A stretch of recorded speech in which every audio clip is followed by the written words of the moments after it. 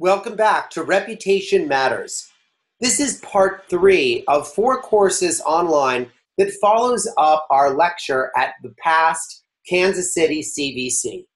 My name is Bash Hallow. I'm going to be your instructor for today. I'm a partner with Hallow Tassiva Consulting and a certified veterinary practice manager and licensed veterinary technician. I want to make sure that we thank Demand Force for making this continuing education possible for you. And as a reminder, you'll be able to print out a certificate at the end of this course that you can use towards your continuing education credits for certification or recertification as a veterinary practice manager through the VHMA. So I thought it was important that if you're going to build out the very best online presence, that you understand a very macro view of how the online world works. The first thing that you need to do is let Google know that your business exists. You've already received this link in the first module of this curriculum. Make sure, if you haven't gone through the process, that you go ahead and claim your space on Google. If you believe that you've already done it, it's worthwhile revisiting this site just to make sure that the information hasn't changed in the recent changes that Google has undergone with this business page. It's also important that you tell all of the other syndicated networks out there that you exist. This can be a very time-consuming and laborious task because it's important that your practice is represented the same way on each of these sites. Demand Force, your communication service provider, has a way to do this for you, so reach out to your representative and ask for their help. The next thing that's important for online presence and online visibility in general is teaching the web how to, well, for lack of a better word, how to read you. And we refer to this as optimizing your site. I have created 3 posts for you that are available on our resource pages, which I believe are required reading for everyone on this call. Those 3 articles are how Google search engines work and other SEO information, blogging SEO tips, and how to use the Google keyword generator. We're not going to go into all of those right now in this lecture, but if you go to the resources page and read those articles, it will fill in all the information that we're not going over here. Now, let's talk a little bit about what we mean when we say that we're optimizing something. Let's say that you're going to create 3 different documents. One might be how to house train a puppy. One might be about fleas. And one might be acquiring a new puppy in general. If you were at the front desk and you had these 3 stacks of paper in front of you, and you were required to read each one every time I had a question, it would take up a lot of time. So maybe what you decide to do is to flip those pages over. And on the back of each one, you're going to write a brief description of what it's about. This, in a nutshell, is optimizing your page. It's taking a look at what keywords are most relevant to the content and writing brief descriptions for the search engines to crawl so that they don't necessarily have to read the entire document, but can just look at a small portion of it to decide what the document is about and whether or not it's relevant to the user. Optimization is kind of a two-way street. It not only can assist the search engines with finding the most relevant material for the people that make queries on their site, but it can also assist you with thinking of how to shape your content so that it matches the way people look for information online.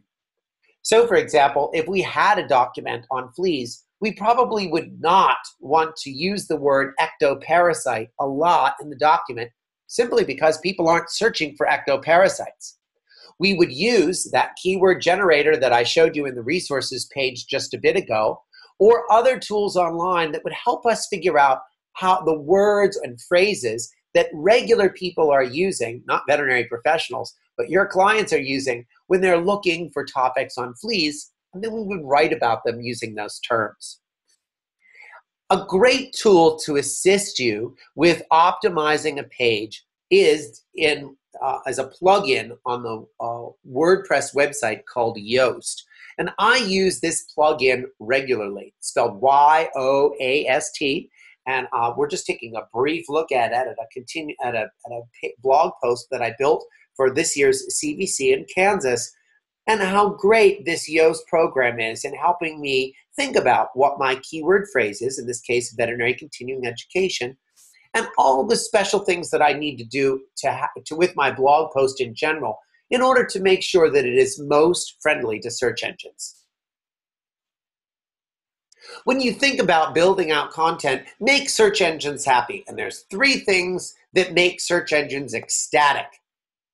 The first is make sure that your content loads quickly. That means not loading up a bunch of big file pictures that take forever for your server to process. Make sure that your content is mobile responsive. You know, everybody is looking at their emails these days and surfing the web on their cell phone.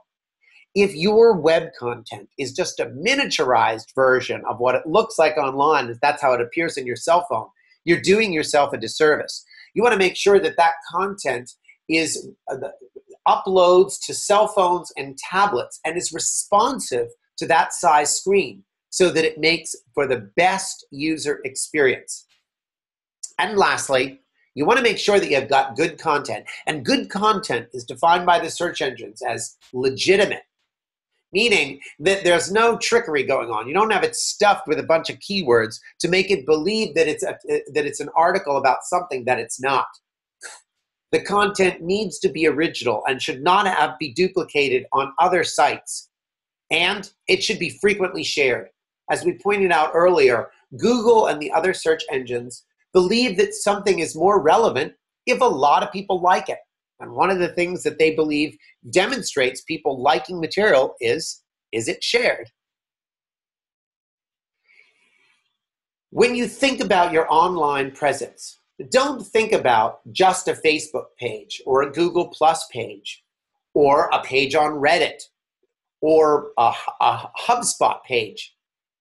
Think about your website in the middle and all of these other presence finding a way to funnel people through to your website and get that action accomplished that we wanted to accomplish, which was the phone to ring or schedule an appointment.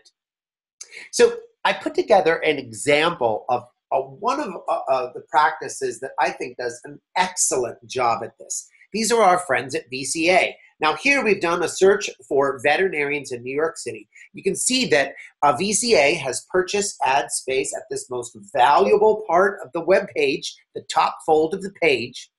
And in order to incentivize me to click through, they've provided me an offer of a free first exam. When you click on that, you're taken to a page where if you fill out some information, you will get your coupon for your free first visit. The next stop is, sure enough, no tricks. You get your first health exam coupon and you have an opportunity to schedule your appointment right now. So let's go ahead and click on that hyperlink. And when we do, we're taken to a page where we're able to request the appointment. All of this unfolds within less than a minute time online. How great was it that VCA had a clear goal in mind for its online presence and then built out a plan? Every step of the way was built to make a user's experience easy as it could be, to go from I'm interested in finding a veterinarian to booking an appointment at a VCA animal hospital. An excellent, excellent job. All right, well, we've covered a lot of information and we're going to review it all now in a quiz to make sure that you've retained it. Thanks very much for getting past this third portion of the courses. We only have one more to go before you get your certificate. We'll see you in just a bit.